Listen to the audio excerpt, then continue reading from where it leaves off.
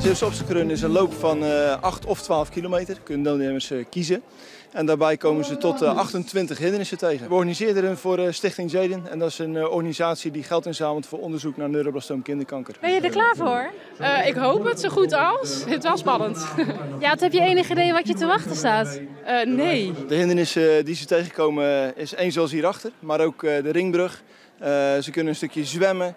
De brandweer staat onderweg. Die maken een modderbaan voor de deelnemers. Dus ze komen van alles tegen.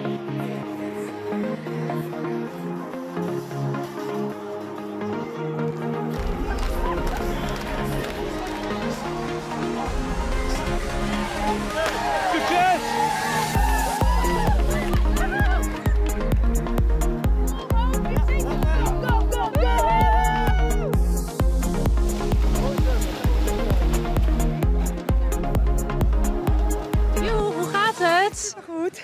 Ja, appeltje eitje. Nu een lekkere frisse duik. Ja, heerlijk. Ik wacht nog even op mijn maatjes. Dan gaan we het water in.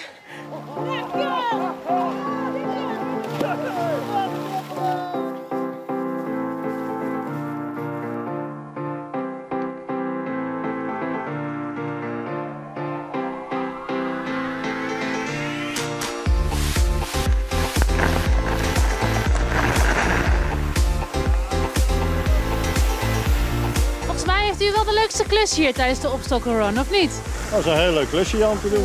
Maar zijn ze net zo blij met u, denkt u? Ze zijn ontzettend blij met ons.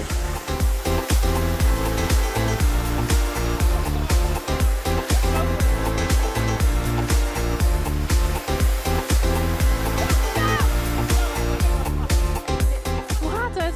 Zwaar. Ja? Het is pittig. Doe het best.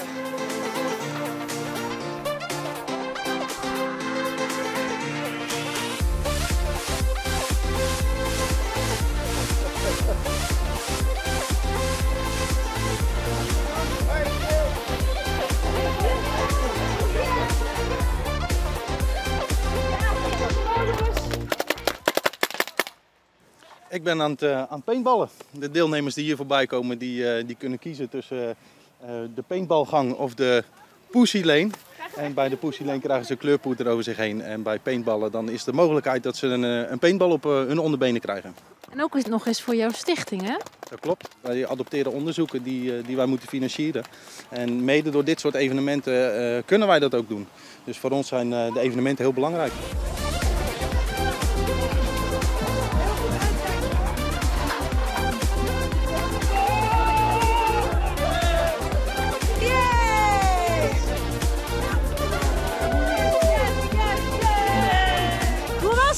Ja, gaaf. Ja, heel Ja, met z'n allen top.